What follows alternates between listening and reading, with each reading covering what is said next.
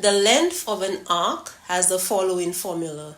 The length of the arc is equal to the radius times the sector angle, and this formula is only applicable when we're dealing with radians. It does not work if the angle is measured in degrees. Find the length of the arc when r equals 5 centimeters and the angle subtended at the center is pi on 6.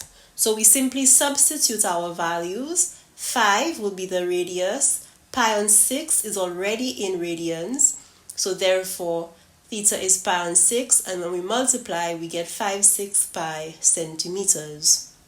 The area of a sector has the following formula.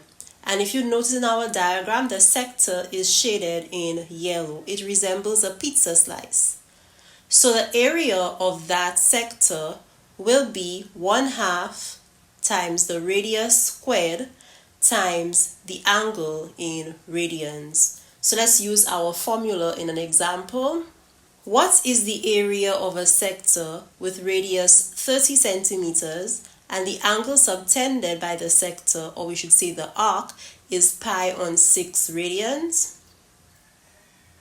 So again, we substitute our values into our formula, and A will be equal to 1/2 times 30 squared times pi on 6, and when we simplify we get 75 pi square centimeters. And this is how we use the area of a sector formula.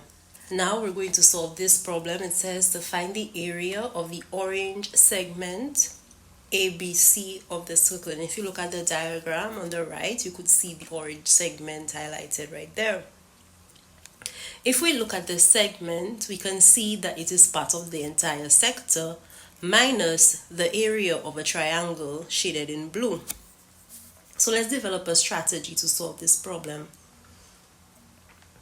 First step, we'll find the area of the entire sector AOBC. Second step, we'll find the area of the triangle AOB. Third step, we find the area of the segment by subtracting the area of the triangle AOB from the sector AOBC. Let us solve this problem by using our strategy that we developed before. So our first step is to find the area of the sector. The area of the sector, based on our formula, is 1/2 r squared theta. R is 6, as you can see from the line AO, 6 units, so we have 1/2 times 6 squared, and theta is 2/3 pi radians. So this is 1/2 of 36 times 2/3 pi. So this becomes 18. So when we simplify this, we get 12 pi,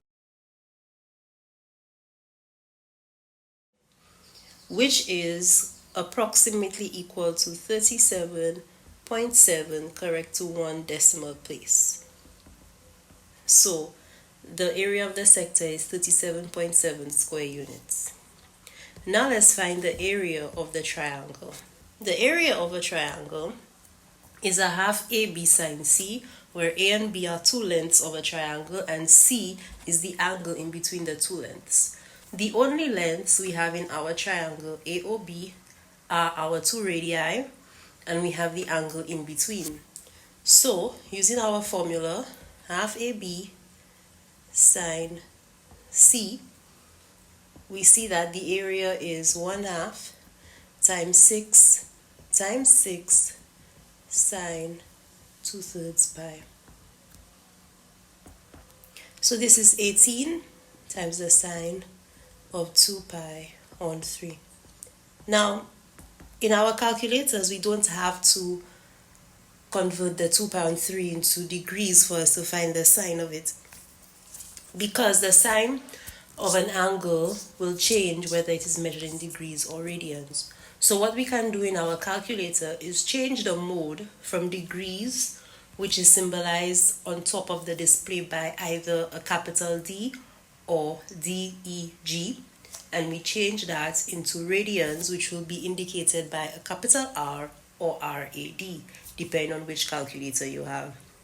So when you put 18 times sine times 2 pi on 3, some calculators will show it as 9 root 3, but others will show 15.6. if I write it down to one decimal place. So the area of the triangle is 15.6 square units. So this makes the area of the sector